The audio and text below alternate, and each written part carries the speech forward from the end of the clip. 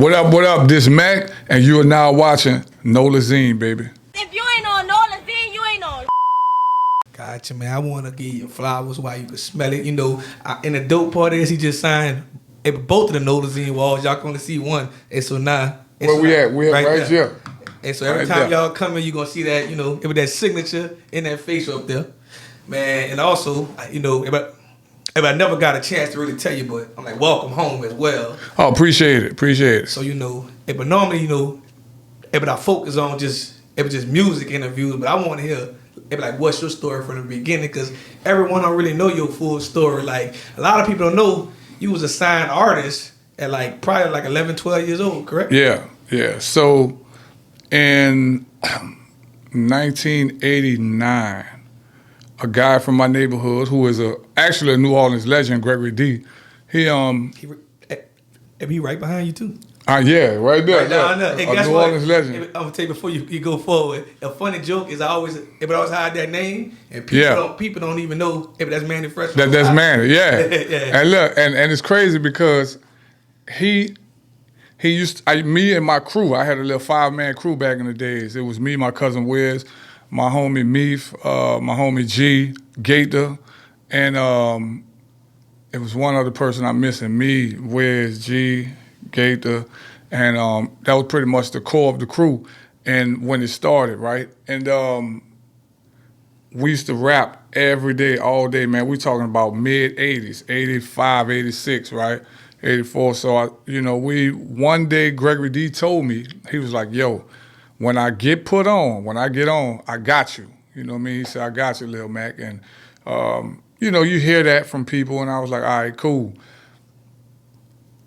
Gregory D was one of my Uncle Beans, rest in peace. He was one of Beans' good friends. So when he brought me over there, he told Bean that I got Mac when I get on, you know what I mean? So when he got on, he came back in the neighborhood, and he was like, yo, I want to bring you and introduce you to the people that I work with, try to get you a record deal. And I initially told him no because he didn't want to sign the whole crew.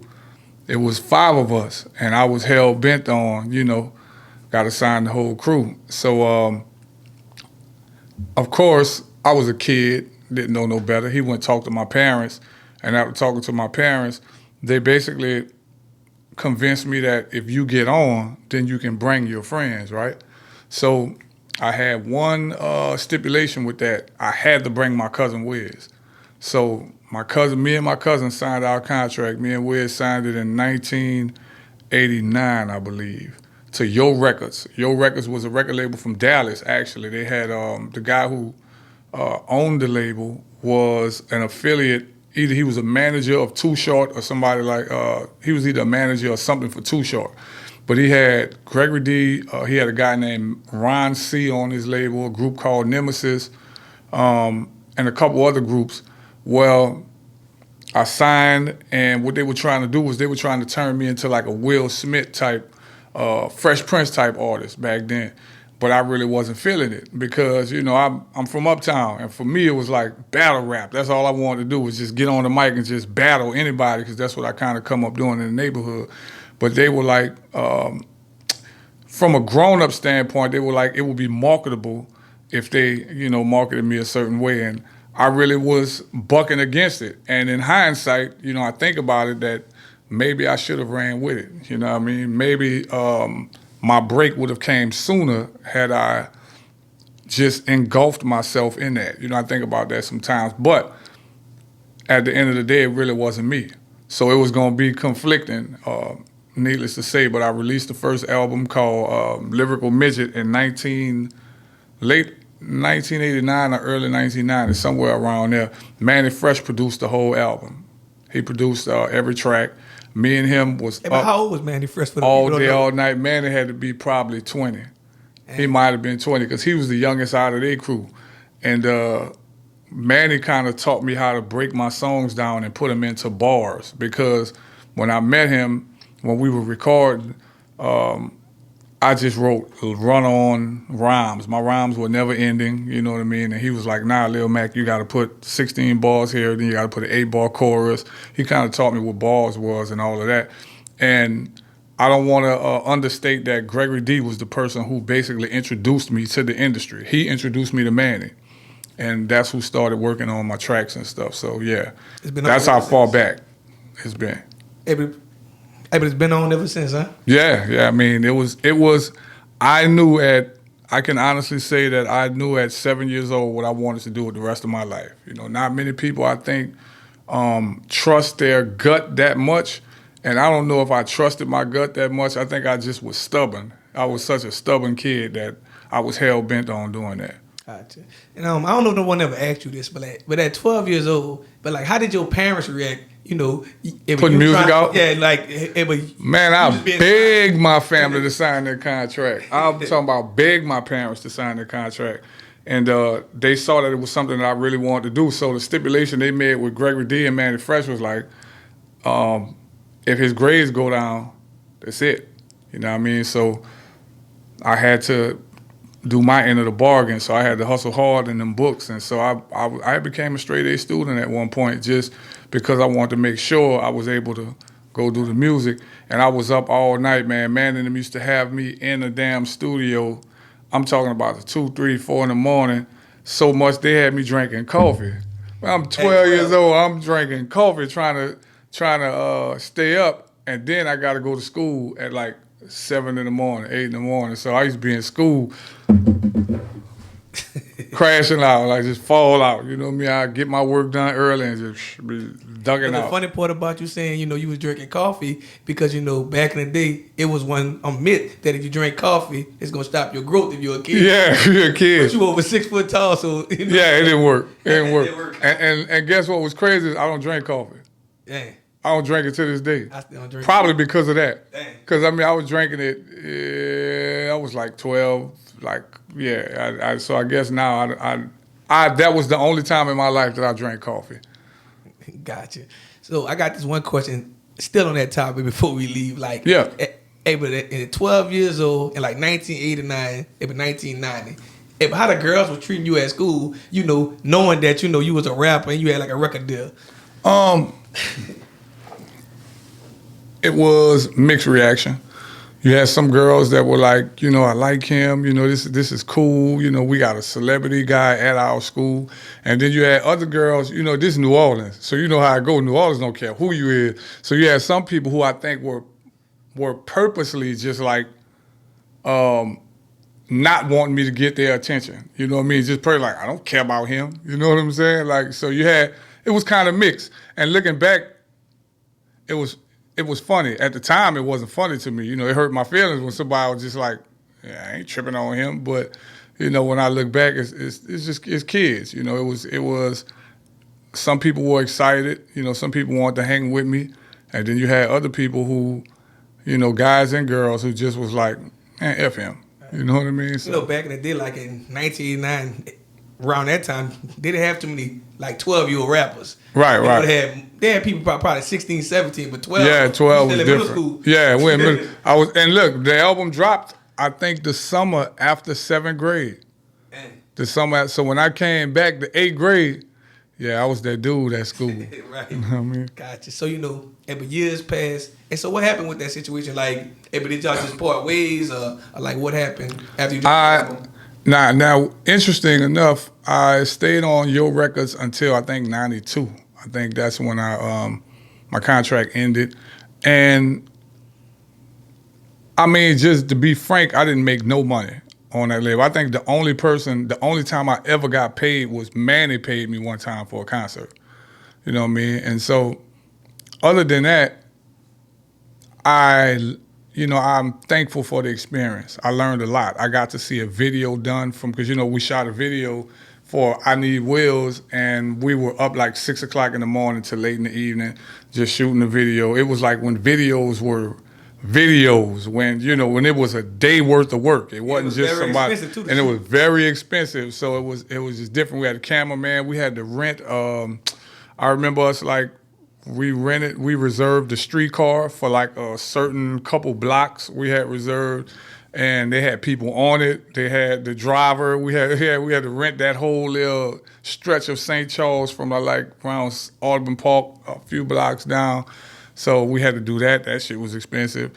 We had we rented out a junkyard. We did one scene there, so it was just a lot in videos. There you had makeup artists, you had all kind of stuff. Like now, people just get a camera and shoot a video. It wasn't like that then. It was like real work, and so I got a chance to see that. We had A&Rs back then. I actually had a guy who taught me how to do public speaking at 12 because I started doing speaking engagements at 12. My first speaking engagement was at Millionaire Boys Home.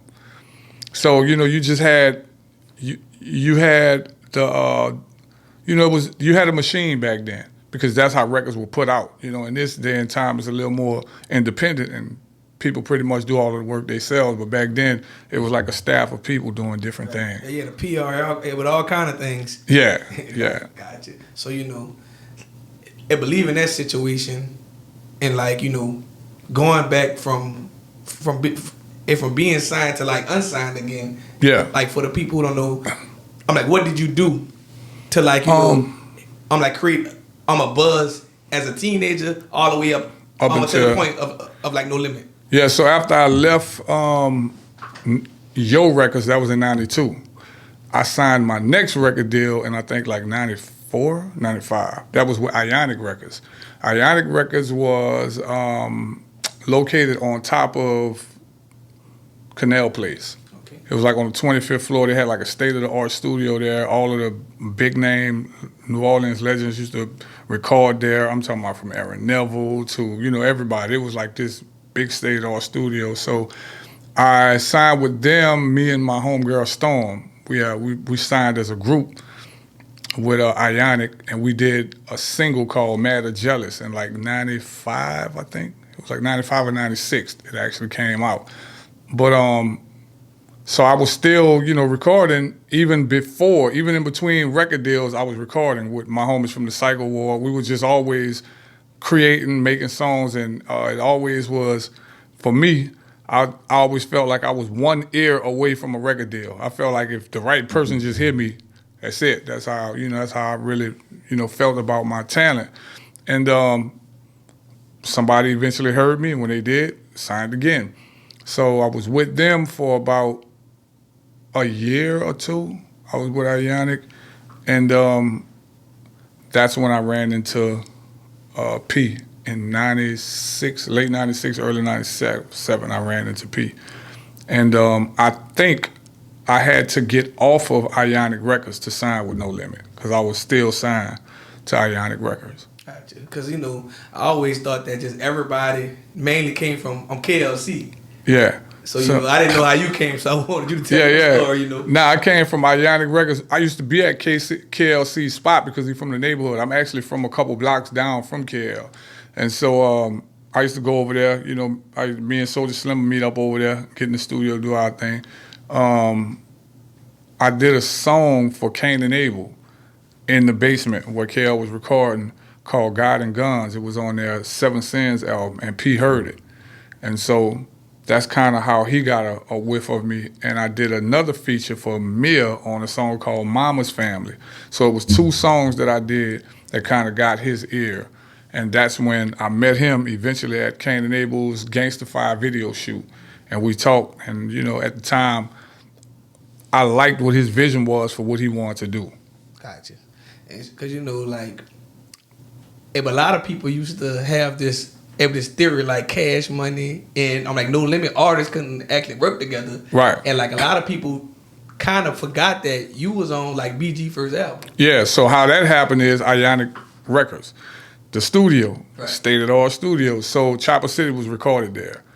And to give an idea of what the studio was like, it was a big suite on top of Canal Place. You had the main room, which was with the big control board in it. We're talking about a wall-to-wall console. And the mic booth was literally a room that can hold a 50-piece choir. So it was like...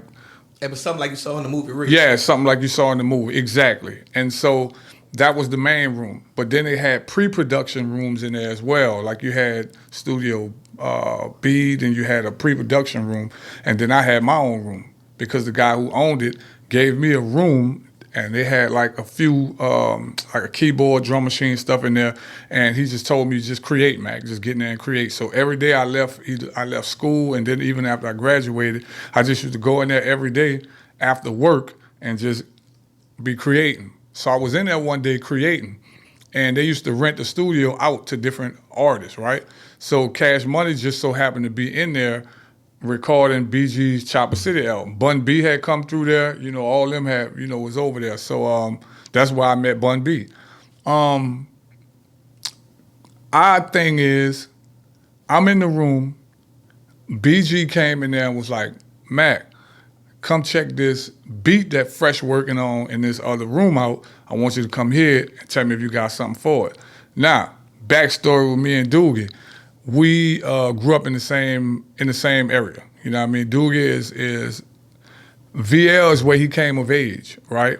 But I remember him as a kid living in my neighborhood. You know what I mean? So he was a couple years younger than me, and I used to always see him, and I would tell anybody, BG was a terrible little kid. He was, and when I say terrible, I say in a good way. He was just a little mischievous little kid running through the neighborhood, and everybody liked him. He always had that little bright smile, and he was just a good kid. And he started rapping, and he had talent. He had a good voice, and then I started seeing him get mature, get bigger, get older. So once he signed with Cash Money, that was a wrap, because he had the voice. He had a wave back then. He was definitely the epitome of New Orleans street at that time, as far as just his whole sound.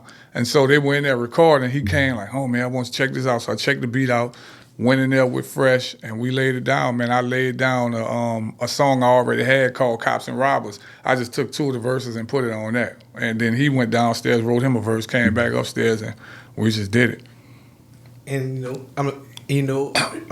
history was made. But a lot of people I seen on blogs, but they kind of thought that you was probably signed to No Limit around the time y'all did that, because I was hanging out after I did the song. I started going to shows and stuff with Cash Money. Me and Baby actually talked about possibly signing. I think at the time, I think it's all about timing. At the time, New Orleans was still in its.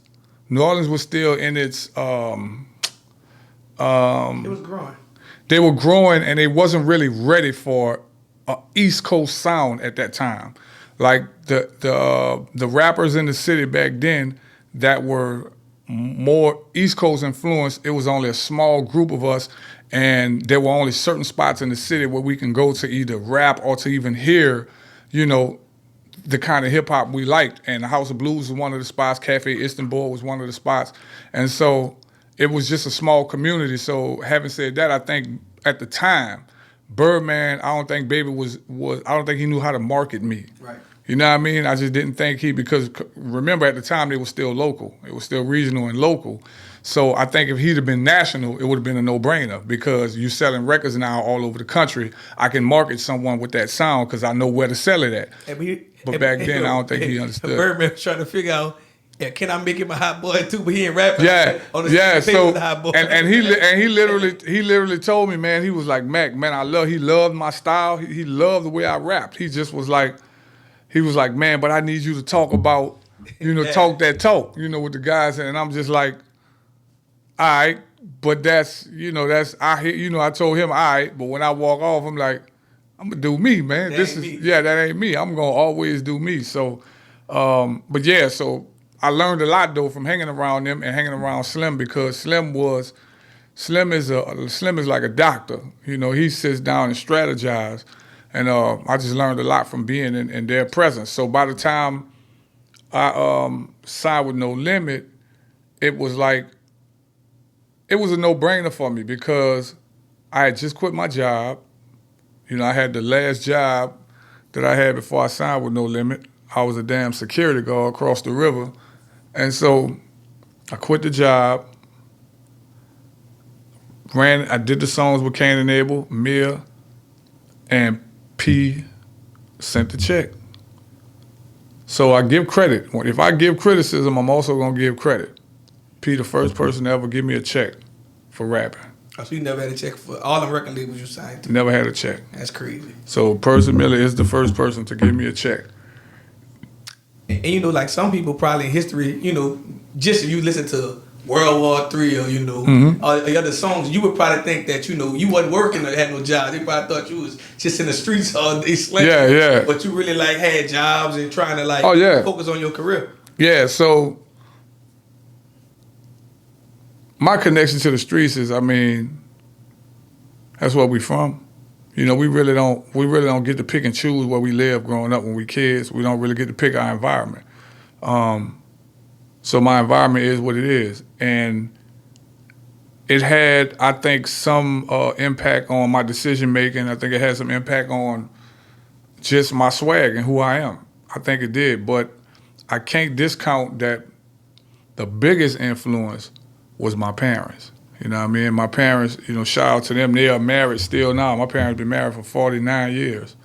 You know what I mean? So even though we're from the hood, even though we've, you know, we went through the storm, we went through the struggle, man, because they had 6 kids. And when you got 6 kids, it's not that much to go around, you know what I mean, in the hood.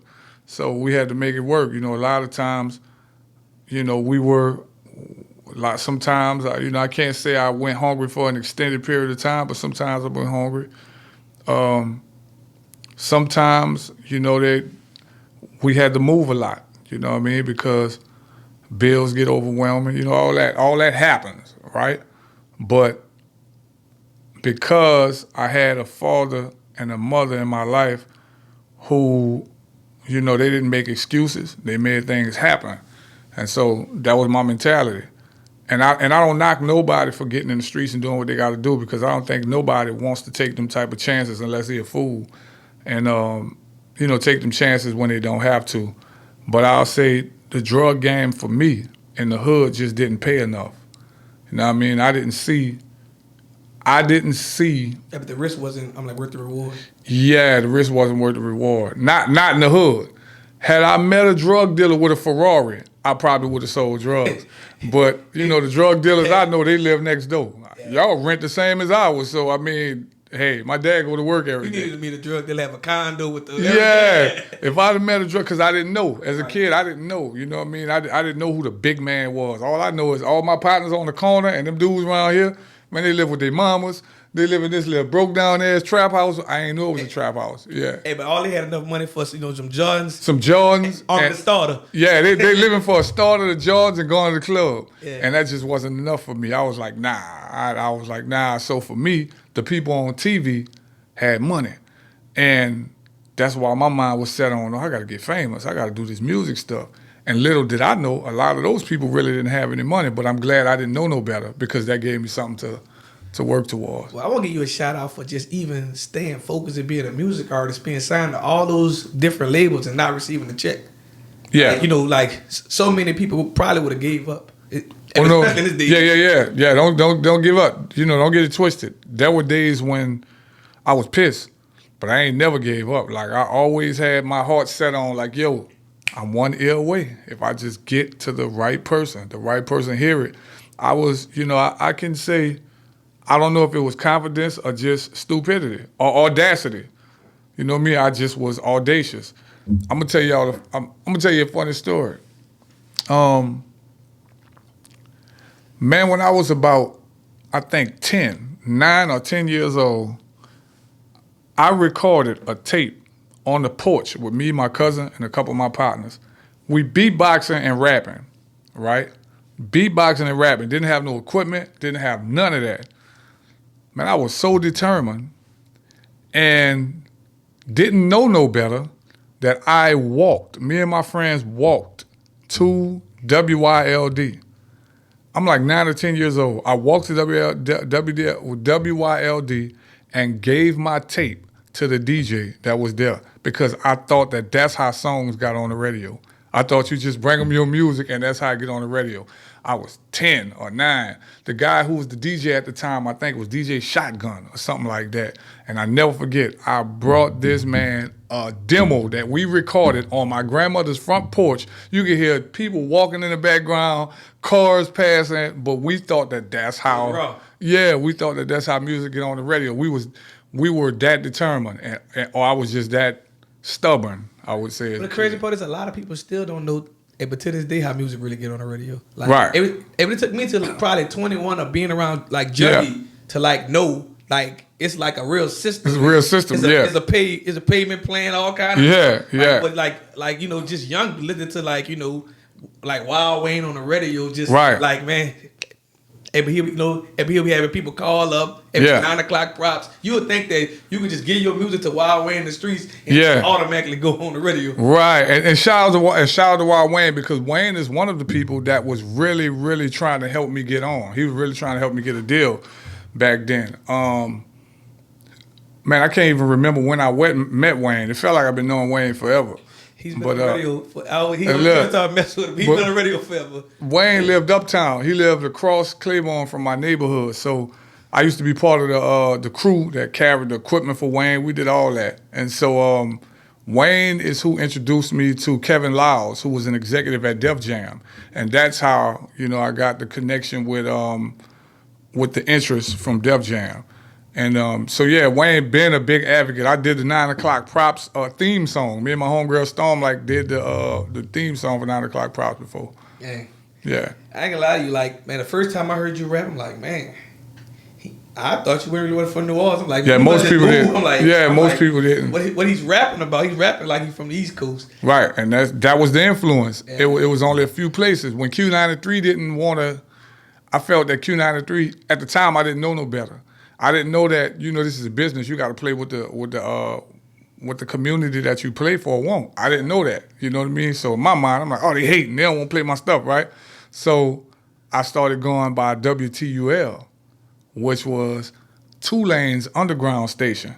Jeff B was the DJ.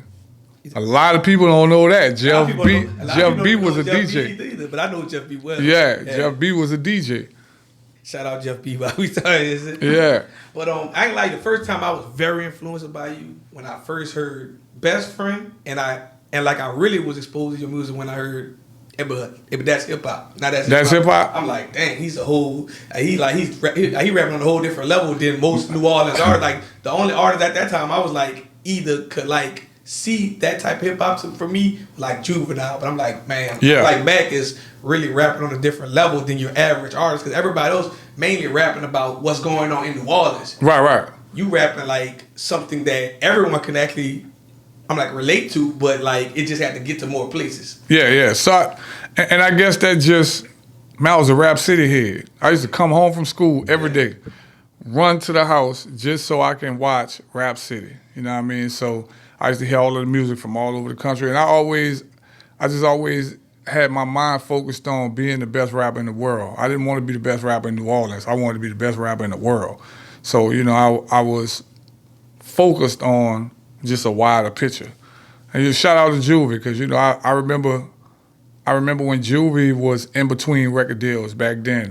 You know, I ran into Juvie, we talked, and right after we talked about just, you know, what he was doing, and what he next thing I know, he was signed to Cash Money. So, and the rest is history. You know what I mean? So, yeah, so all of us, I guess, around that time was just trying to find our way. We were trying to figure it out, you know. Gotcha. So, you know, I was so much a big fan of the song, I'm like, Best Friend, that as soon as Plies dropped his song, I instantly knew what song that came from, where it was sampled from. Which one? But I Broke Bread with your niggas, Showed You Where I Live. You never heard it? I did hear Where I Live. It's on the first album. You know what's crazy? You know what's crazy? You know what's crazy? I never put two and two together. I never even thought of it, bro. I thought you knew that. No, man, I'm like, Plies, the sample. It got to be part of that sample of that beat, because it's like. Yeah, I never even knew that. And what's crazy is there was a rumor back then. Well, I don't know how big of a rumor it is. I just know a couple people had told me that they were under the impression that the song was about BG, and it wasn't. What people didn't know is me and BG always been tight. Number one, BG is a couple years younger than me, right? So me and BG didn't run the streets together. You know what I'm saying? Best Friends was a fictional tale that I wrote after listening to Tupac's You Never Had a Friend Like Me. So I listened to Tupac's song a couple times, and then I flipped the concept. And I was like, I know what I'm going to do. And that's crazy that you didn't even, I'm like, put two and two together about that Plies song. I'm like, nah, I didn't think about it. I didn't think about it. The first time I heard it, cause like, you know, that album, I just listened to it so much that I caught on it as soon as Plies dropped it. I didn't even think about that one. What I did, the one I did catch was Rubber Band Man. Somebody sent it to me when I was in prison. It was like, man, you need to listen to this song. So I listened to the song. I was like, dude, dope. I was like, he dope. And then I listened, and he was like, I'm the shell shot, get shot, slow your roll, man. I'm like, oh, okay. Shout out to T.I. Shout out to T.I., yeah. But like, you know, it's like, you know, everybody was giving other people shout outs, but like I felt like no one was giving you shout outs while you was in jail, but people was very influenced by you. So like the first time I heard Plies song, I'm like, wait, this Mac's song. Yeah. But so, I like, and that's crazy. I never even thought about it. Yeah, I never even thought about that one. Like it even kind of end like yours, but like if you had that phone conversation in that he didn't have, but I'm like, man, that was it was just very unique the way how you thought about that for saying like, if you made that song seem so real that people probably thought you had to be talking about somebody. Yeah, so I guess for me, I come from a different era in hip hop. You know, it was about the storytelling, and to this day, I've always been a fan of the best storytellers in hip hop. You know what I mean? Like, I was a fan of your Rakim, your Slick Rick, your Scarface, your Nas, the guys who can really tell stories. You know what I mean? Because that's what for me made hip hop authentic, and yeah, so that's why you get that influence. And I think on a lot of my songs, you know, it was that's what it was, storytelling. I mean, Paranoid. Storytelling, you know what I mean? Shit, you name it. The one with BG. Right. We know that was a fictional story. Put the cop's Glock out the holster, pointed at the rest of you. You know, I didn't have no shootout with the police. You know what I mean? Hey, but it had been documented. Yeah. So, but it was, you know, just it's what I loved about hip hop, because you can go where you want to go and take it where you want to take it with hip hop. And also, you know, that song you and Soulja Slim, Can I Ball, was very much a classic that's still getting played to this day. Yeah, Can I Ball was a good vibe. That was just a good night. You know what I mean? We went in there, we just was feeling it, man. Moby brought the beat. Or no, was it Odell? I think Odell came with the beat. We listened to it, man. That was just a good moment. We both were newly signed to No Limit. You know, money was flowing in. And it was just a good time. You're feeling good? We're feeling good. Got a pocket full of money. And that's how I like to remember Slim. You know, a lot of people have different memories of Slim, but I like to always remember Slim with him just smiling. We in the studio just laughing about stuff. Because Slim was a comedian, man. Slim played all day long. You know what I mean? So, yeah, but that's something I'm always remember him by, just that night. That was just a good night for us. Gotcha. So, you know, I got to bring this next song out because, like, you know, just you saying all the things that fictional tales, like, you had me a believer with that murder, kill. Oh. Yeah, so I think a lot of people, well, I ain't going to say a lot of people, nah, because not a lot of people. Hip-hop knew what it was. Murder was a battle rap, you know what I mean? I think that people outside of hip-hop, outside of the hip-hop culture who don't really know too much about it, I think they were probably shocked by the words of it because it's like, murder. But it's like, man, I'm an MC killer. That's what I do.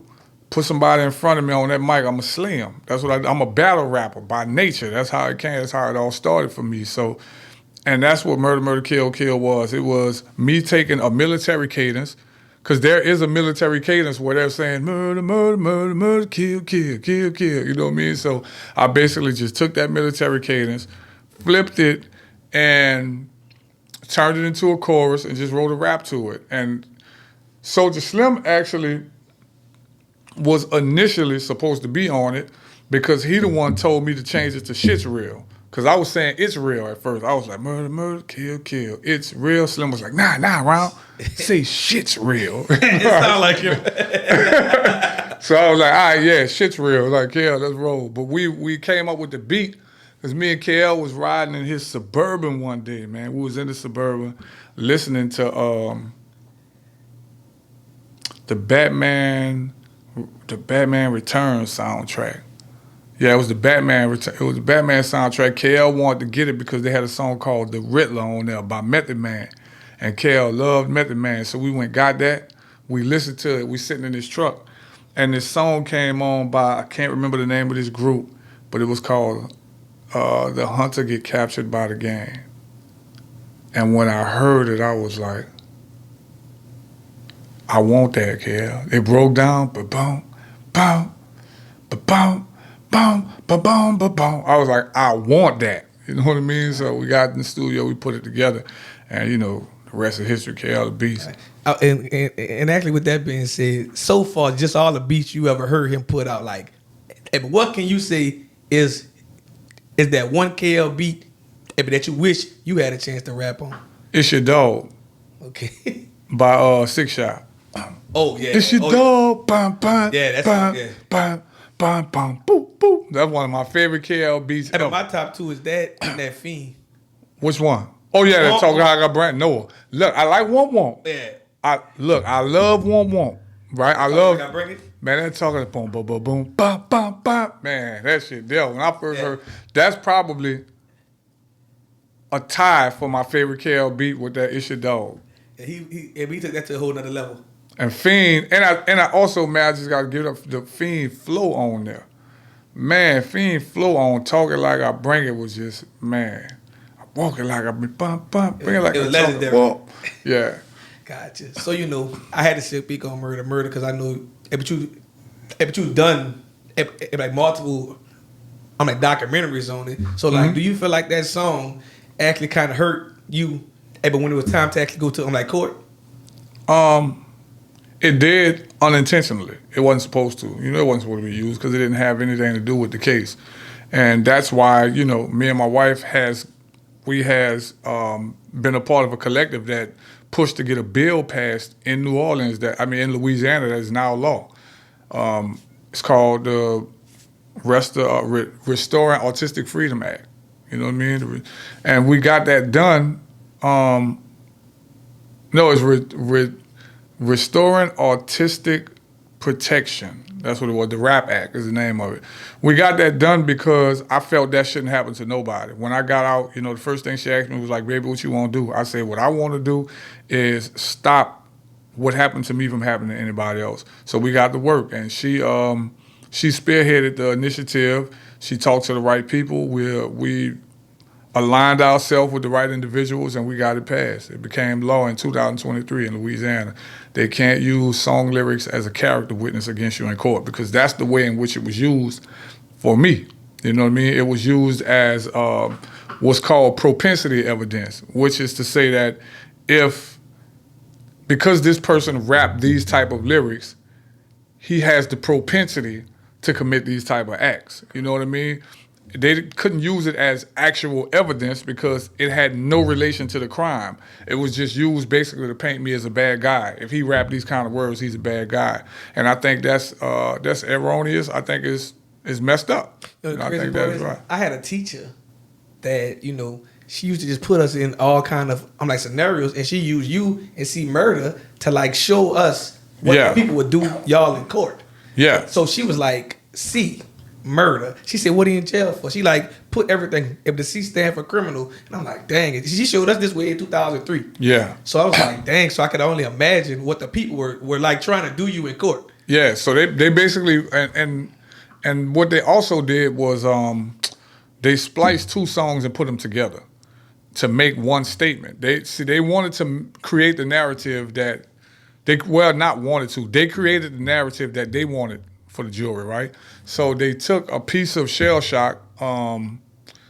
I got a verse about I got a couple bars about my father when I'm like, Big Mac, that's my daddy, riding dirty. Straight up soldier, you heard me, ain't no secret, one of the realest niggas I creep with. And I get to a point where I say in the song, he gave me the game, gave me his name, and you F with me, he'll put a bullet in your brain, man. I'm talking about my dad. Now watch this. They took those words and took the chorus of Murder, Murder, and they were like, murder, murder, kill, kill. If you F with me, I'll put a bullet in your brain. Those are the words of this young man. I'm like, I didn't even say that.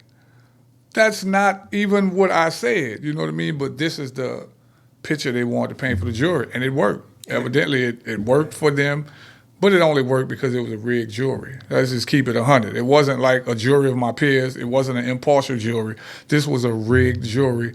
It was all white, predominantly over 40, you know what I mean? Totally disconnected from our community, totally disconnected from me, and that's what they did. And you was in like St. Tammany, right? St. Tammany Parish, and guess what? The people who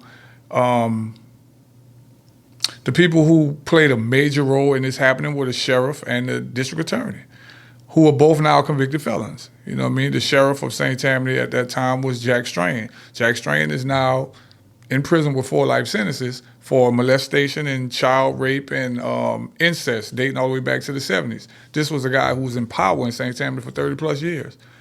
You know what I mean? This is the person that spearheaded the investigation that led me to prison. The district attorney was Walter Reed, his first cousin, also a person who went to the feds. You know what I mean? So these are the guys that they had running their parish and who were responsible for this, you know, these nefarious convictions. But that's why I do what I do today. I'm a part of a collective called Free Our Art. And basically we're what I would consider a big tent organization, it's an umbrella organization. And we have our main focus is 3 things. Number one, we push to get bipartisan legislation passed that protect creative expression, freedom of speech. We provide resources for people that's defendants, relevant cases for defendants that's facing that. And we raise money and bring awareness we bring awareness to cases, because what people don't know is there are probably over 10,000 cases of people that were, and that's just the ones that they know about, that were actually where song lyrics or creative expression or whatnot was used against people in court. Gotcha. So I want to ask you this, but we already saw multiple interviews and documentaries on this, but I want you to give kind of some advice to like a young rapper watching this who probably kind of moving a little fast. It's kind of like, bring you back to, if the year you went to jail, like, right. Just like, if you're rapping that, if you're probably booked in all these different venues, if you probably got all your friends, they got guns with them, right? Everything, and like, it just show you your situation, how them people could blame that all on you. Right. So I want you to kind of give them like a little advice on this situation. All right, so it's crazy, man, because my songs are how I strongly feel about things, or my opinions, or my perspective is always expressed through music. So the advice I would give them, it has to come, 9 times out of 10, it came from something I've said in the song. And in 2022, I released an album called Son of the City. And one of my favorite song on there is Proverbs. Proverbs is probably my favorite song that I've ever written, because it's a song that I have rewritten over the years. As I mature, the song matures with me. It grows. As my perspective change, I rewrite the song. So I would say to these youngsters, and I quote, "Behold, the son of Sheila, here with another thriller, for those whom are iller and in search of a healer. These truths, if injected, will bless those who accept it. He who rejected is surely cursed by his own method." Now check this. "These words are faithful and true. Be unto them as you would have them be unto you. Show love, they'll embrace you. Hate, and they will hate you. God did create you, but your character shapes you. Watch what you say. or watch what you say. Nature never lie. She'll bring it forward either way. Remember what old folks told you when you were small? If you have nothing good to say, say nothing at all. And control your thought process. What your thoughts suggest will eventually be made manifest. But I ain't telling you nothing you don't already know. The good book told you this way. You reap what you sow. Now let it go. And that's what I would say to the youngsters. Gotcha. Hey, and like hopefully everybody don't fly over their head. Yeah. Watch what you say or watch what you say. And I need them to really understand that. You either control your tongue or watch everything that you say come true. It happened to me. You know what I mean? I wrote Lockdown. Had no idea that I was going to have to live that. You know what I mean? So that's why I'm so careful about what comes out of my mouth. Like a lot of people be on, be on different blogs, and they say a lot of things that I think they sometimes regret. And that's why when I do interviews, I'm very cautious. I'm very cautious. I'm very measured with what I say. Not because I'm being fake, but because there are some things that I just don't want to put out into the universe. You know what I mean? And they got some things that actually that come back to haunt you. Yeah, everything comes back to haunt you in a good way or a bad way. Everything you say, I think I need people to really understand that. Everything that everybody says will come true. That's what this is about. We're a part of this. We're a part of everything. Everything is a part of us. And when I understood that, I had to change my approach to everything because I know now that what you put out is what you get back. And I don't want to put out nothing that I don't want back. Yeah, but that's deep. Yeah, because you know, it's just leaving like a small-minded, person be like, you know, just playing around like, man, but I'm broke. You can like you keep on saying that. You keep on saying that. You stuck there. You wondering why you can't get out of that. You know what I mean? We've all been there. And, you know, and that's not to say that, you know, I don't want people to take that as my way of trying to spook you. It's just me making you conscious that whatever you say, whatever comes out of your mouth, it has energy, man. It's going somewhere. You know what I mean? And that's kind of like, you know, this brand new saying that, you know, like a lot of young like rappers and like youngest say, but I'm on demon time, like, but you're not really ready to see no demons. Right. So you saying it's like everybody a killer until it's that day. But watch this. They're all demon time. They don't even realize what they're saying. An old philosopher once said, some people know, it is what it is. I think that's some of the most important words I've ever heard in my life. It's going to tell you what it is. Most times people are telling us exactly who they are. The problem is we're not listening. We're listening to what we want to hear or what we've already perceived. But if you just listen to a person with an objective ear, if you listen to a person with an objective ear, the average person is telling you exactly who they are when you encounter them. But sometimes we're blinded by either our attraction to them or the fact that we want to be around them or they may have something we want. But they are basically telling you who they are. Upon you meeting them, they're letting you know. So I had to, for me, once I came into the realization in prison that once I came into the realization of those things that I just said to you, I understood that I had the power now to get myself out of it. Because guess what? I had the power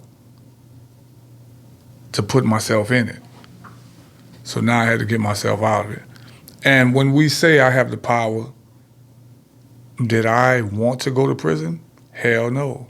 Did I do something to cause me to go to prison? Not at all. You know what I mean? However, my actions and my decision making had became poor to the point to where it led me to prison, right? And so, yeah, I took all that in consideration.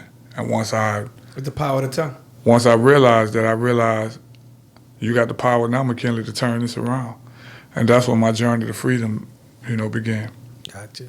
So, I got to ask this question because, if you lived through all this, like, I want you to explain your version of the difference from when you first started making music to now. Because, like, you started with tapes right. to CDs to now streaming world. So, like, yeah. I want to hear about the evolution of, like, Mac putting music out.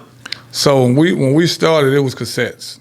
It was all about cassettes and records. It was almost 8-track. You said 89. Yeah. Look, they still had 8 tracks. Yeah. You had cassettes. I didn't have any. I don't remember if they had my record on the 8-track or not, but I know I had an album. Remember, we had this big ass album, and we had tapes at that time. CDs came about I think early 90s, late 80s, early 90s. The CDs came about. But the CDs became popular. Probably I'm gonna say the late 90s. Yeah, but so it was coming. It was coming in. Yeah, it was coming 96. out. And then I remember being in prison, and it went from that to an MP3. Yeah. They started having us with an MP3 with the songs on it. I didn't understand that. When it went digital, I was like, what's going on? So I would say the good and the bad in it is this. The way the music industry is right now is where I've always wanted to be since a kid. I've always wanted to have no barriers in between me and the audience. And that's what hip-hop is now. That's the state of entertainment in general. There are no gatekeepers no more. You have the audience at your fingertips. Social media has given you an opportunity to build your audience from the ground up. Every man is an independent. Every man now is their own CEO. That's the way I've always wanted it. From a kid, I kid you not, I always wanted to be independent, right? So that's the plus. The minus is, with that comes an oversaturation of artists. Labels back then served as gatekeepers and as filters. Labels served as filters to weed out what was good and what was not. You don't have that no more. Anybody can record a song now. So you have 1 million rappers. We don't even have that many rap fans no more because everybody is a rapper. You know what I mean? Which is not necessarily a bad thing. It's hard to keep up with. Yeah, right, and it's not necessarily a bad thing because anybody that has a voice and want to be heard should. There's an audience for you. They got 8 billion people on this planet. Choose the people that you want to relate to. So I'm okay with that, but I also know that the downside of it is, man, it's hard to be heard now over all the noise. I welcome competition, right? I welcome competition. Because I also know that when you have an oversaturation, only those who are truly unique gonna stand out. And so that's why I don't follow nobody's trend. I don't try to make songs that sound like nobody else's song. I just do me because I know that doing you is gonna stand out at a time when there's so much. I won't say this before we leave. Like, being in the game for over 20 years, gotta ask you this. Like, what do you enjoy most about it? And like, what do you, dislike about it?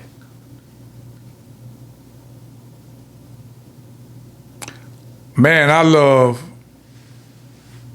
the connection with the people. That's my favorite part of it. I love how music has allowed me to, it allowed me to connect with people, man. I meet people from all over the world who tell me that they were moved by things that I said on the record, and that's like every artist's dream.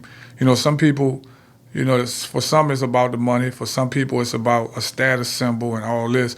For me, it was about genuinely wanting to connect with people and to tell my story, right?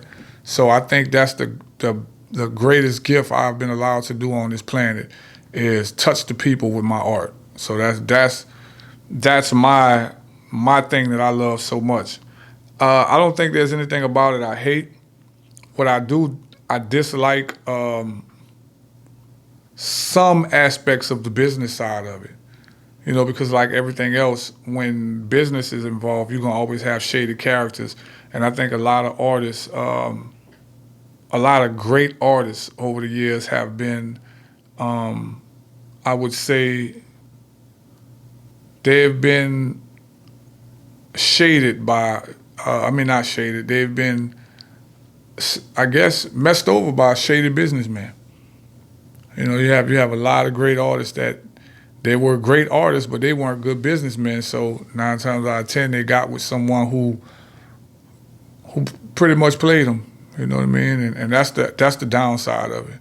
But other than that, I mean, I accept all that because all of that is lessons as well. So that come with the game, as they say. Gotcha. So tell us, what's next for you? What's next? Yeah, more music. Of course, people are gonna be hearing more music. Another podcast we got coming. I'm finally gonna jump into the podcast world. I got a lot of relationships with a lot of people, so definitely gonna be interviewing some of my big name friends, and just different people in the community. We want to talk to regular people, and just continue that tradition of telling stories, because I think all this is telling stories. Whether it's a podcast, whether it's movies, we got a movie we writing in the works. A documentary about my life is coming. Yeah, man, and I'm gonna just keep doing what I do in the community. I still, from time to time, I teach music to kids because that's something I'm passionate about. And continue performing. I love getting on stage, man. I love getting on stage because it allows me to connect with the people. Gotcha. And also, last but not least, tell the world, what can he find you on social media? On social media, you can find me on Instagram at MacPhipsOfficial. You can find me on Facebook at McKinley MacPhips, I believe, and MacPhipsOfficial. I got 2 of them. You can find me on YouTube, MacPhipsOfficial, and TikTok as well, MacPhipsOfficial. So, yeah, MacPhipsOfficial. If you ain't heard nothing else, you heard me? MacPhipsOfficial in the building. Gotcha. Hey, I want to say, but thank you for coming. I've been, appreciate it. You came home, but it's a blessing you still being. I got. Oh yeah. Ain't no doubt, man. I just been moving around, man, and just doing a lot of stuff. It's been I've been trying to catch up, as they say, since Yeah, it's good. They say the race ain't to the swift, but to the steady, and Lord knows I've been steady. You heard me?